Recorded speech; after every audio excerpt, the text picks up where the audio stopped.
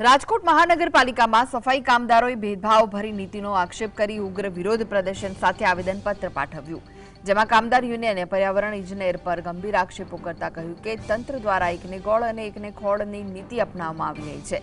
કામદારોએ દાવો કર્યો કે 45 જેટલા સેનેટરી ઓફિસર અને ઇન્સ્પેક્ટરોની 1 થી 31 જાન્યુઆરી સુધી ફેસ ડિટેક્શન મશીનમાં હાજરી ન હોવા છતાં તેમનો પૂરો પગાર ચૂકવી દેવાયો છે।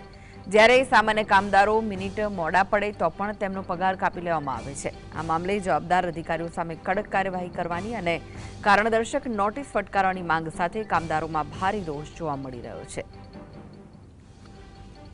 સખી મંડળ કે મિત્ર મંડળના કે સફાઈ સહાયક જ્યારે કે અરજી પુરાવતા હોય અથવા મોડા આવ્યા હોય અથવા નો અરજી પુરાવતા તો એનો પગાર કાપવામાં આવે છે।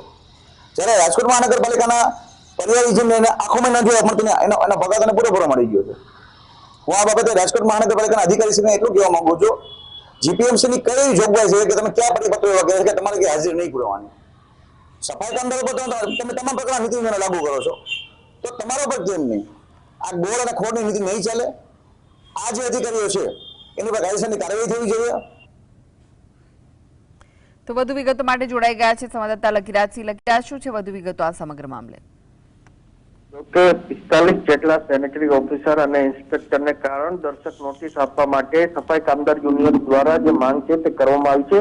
તેમનો જો આક્ષેપ છે તે કરવામાં આવ્યો છે કે સફાઈ કામદાર છે તે માત્ર થોડી જ મિનિટો જે કામથી મોડા પડતા હોય ત્યારે તેનો જે પગાર છે તે કપાય છે અને અધિકારીઓને કેમ છૂટછાટ આપવામાં આવે છે?